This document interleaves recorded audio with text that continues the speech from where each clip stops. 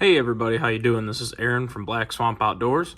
Today I've got a unboxing and a little introduction to the Silencerco Omega 36M suppressor. So let's get into it. Alright guys, so I just got my Omega 36M back out of ATF jail. It took about 165 days for everything to be approved once I got my paperwork filed and everything through the ATF. So by far, if you're looking to take the jump into suppressors, I highly recommend finding a local dealer to you or going straight through Silencer Shop, somewhere that has access to the Silencer Shop kiosk. There's lots of good videos out on YouTube that explain what it is and show what it is. That's not what this video is going to be. All I'm saying is that if you're looking to get into suppressors, you want to buy your first suppressor, you want to buy another suppressor, whatever, don't snail mail it. Go for the kiosk. It's by far the best way to do it. So we're just going to take a quick look and I'm going to show you kind of how it operates. We'll pull it apart and look at some different pieces and everything. Comes in a pretty standard Silencerco box here. We'll open it up. And once we're opened up, we have our suppressor here.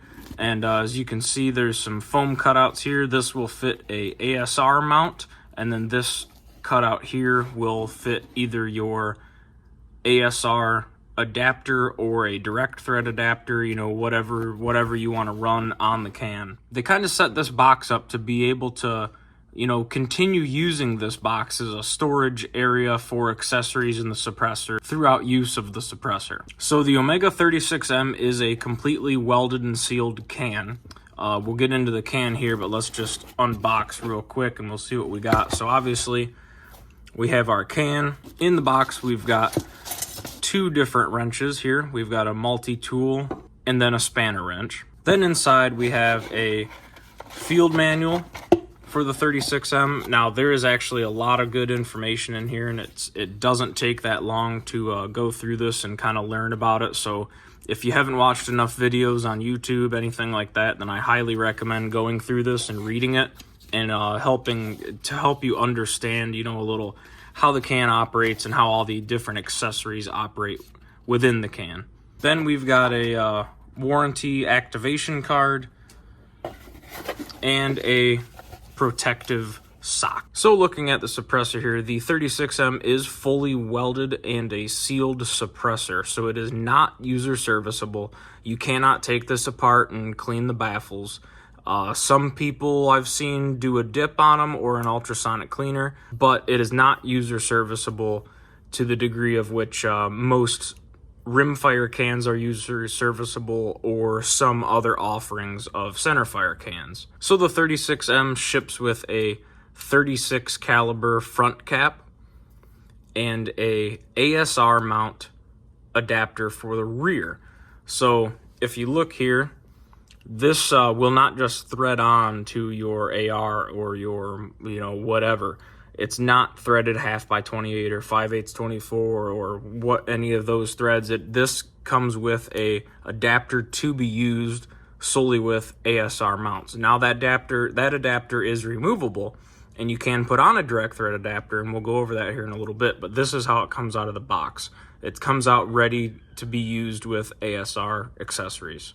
Your spanner wrench that is included actually has more uses than what meets the eye.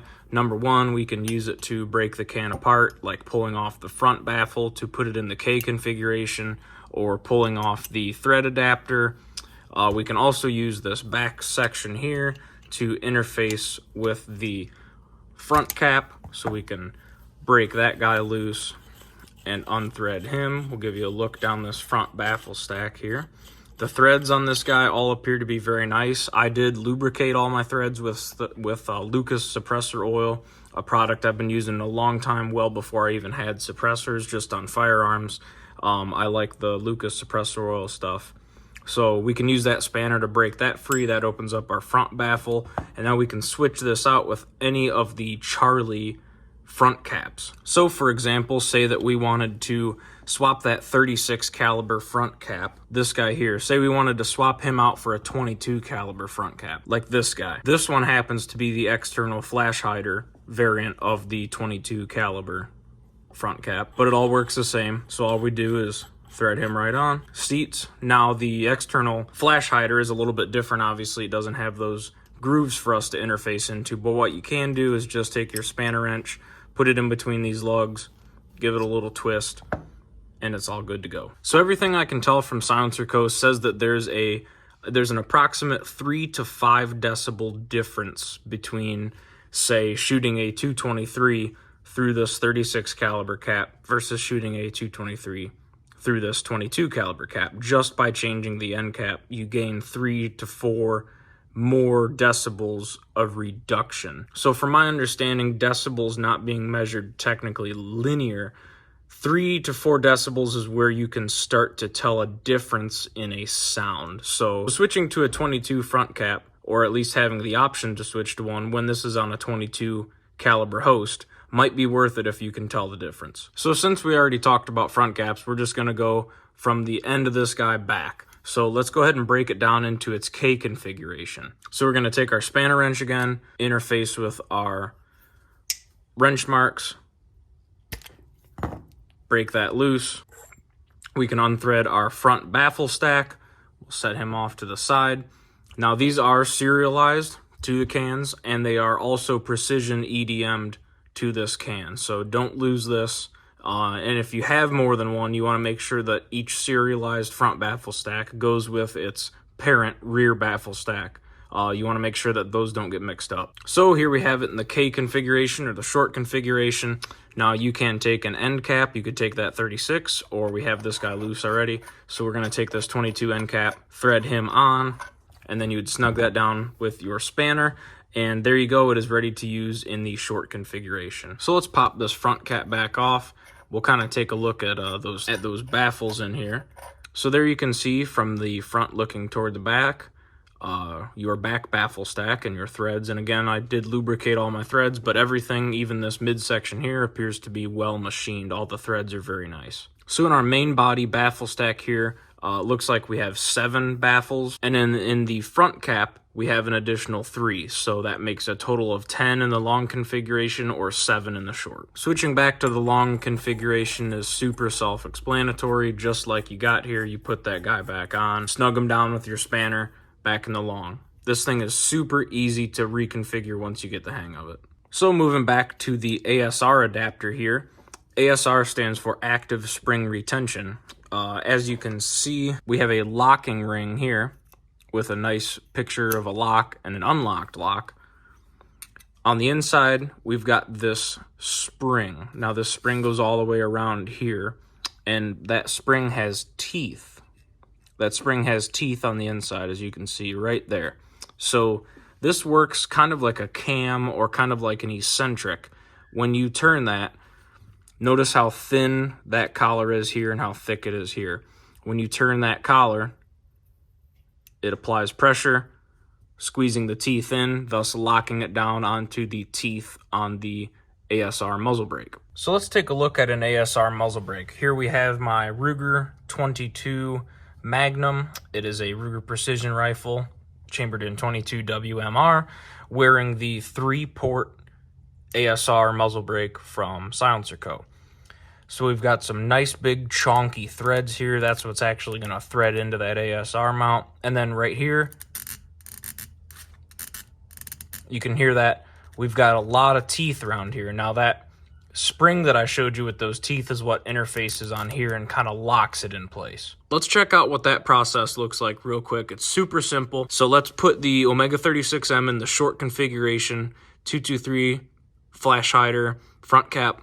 Let's put that on the Ruger Reaper in 22 Magnum using the included ASR mount. First things first, we need to ensure that our ASR mount is in the unlocked position noted by this screw right here. Then we're going to take our suppressor, slip it on over the muzzle brake until we touch those threads, and begin threading righty-tighty, lefty-loosey till she bottoms out. We'll give her a little snug, and then we're going to grab this collar, rotate it the same way that we threaded it on. So righty-tighty, lefty-loosey. We're going to rotate that collar to the right, just like that. And now your 36M or ASR-enabled suppressor is threaded on and secure to the ASR muzzle brake. Taking the suppressor off the ASR mount is just as easy as putting on. We're going to rotate that collar to the left now because we're taking it off, just like so, and then simply unscrew. Just like that. So now we saw that ASR mount work. Let's switch it over to a direct thread mount, and I'll show you how that works. Swapping over mounts is super simple as well. The 36M takes all of the Charlie line of accessories for the adapters in the rear and the front caps as well. So that means any of the Saker 556 accessories, anything that takes the Charlie interface is going to work with your 36M. So we'll take our spanner wrench here and break that ASR loose, unthread this guy. Okay, so our mount itself is off. Now we are left with our taper fit cone on the inside. So sometimes if that gets stuck, you need a small screwdriver or something to get that to break free. As you can see, mine's really easy. I keep it well lubricated and clean. You have to be careful when you're doing that though. You do not want to ding up these threads. If that doesn't work, you can also take your spanner wrench and put it inside and use it on the lip of the taper fit to pull it out just like that. So we'll put our taper mount with our ASR for safekeeping, set those off to the side. Here we have a Charlie direct thread mount. This one happens to be 5/8 by 24. So what you're gonna get with those is a new taper mount threaded directly for your desired thread pitch, and then you will get a new locking collar. So super straightforward, self-explanatory here. We'll put our taper mount in the body of the suppressor, our locking collar over the threads, thread it down till it seats, hand snug, take our spanner wrench, snug it up tight, you are converted over to direct thread. So just that quickly, we took the ASR mount off and put a direct thread adapter on. I've got my CVA Scout here chambered in 300 blackout that happens to be threaded by 5/8 24. Let's pull the threaded protector off here, set it off to the side. Now we're ready to thread on our suppressor. Snug it up.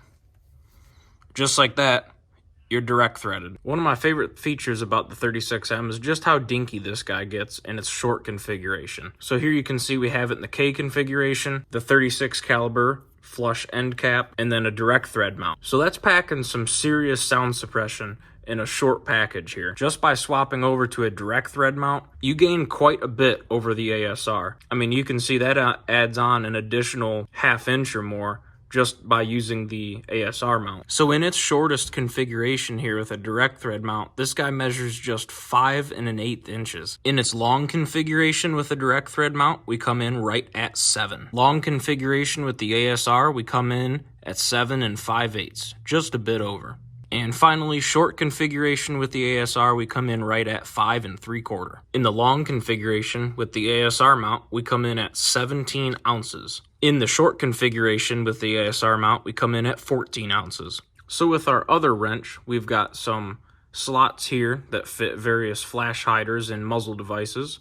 We've got a 3-prong tool or a 3-pin tool that will help remove this front end cap if we so choose. You just coordinate those pins in with those holes in the front end cap and break her loose. And then we also have a second spanner side, which is great for if you get it too tight or if it gets carboned up or locked up, you got a second spanner wrench to go ahead and get the power that you need to break that guy loose. So if you're interested in the 36M, Silencerco themselves have a great video out called How To Omega 36M. Tons of useful information in there. Go ahead and check that out as well. I definitely highly recommend. They make top-notch videos. But like I was saying about that second spanner, if needed, you can go ahead and break it loose using 2 wrenches. Interfacing on one of the tool marks with the spanner, and then interfacing on the other tool marks with your second spanner, like so. You can then apply pressure oppositely like that to tighten or reversely to loosen. So I think total I may have, I don't know, 20 rounds through this guy, 30 rounds through this guy, something like that.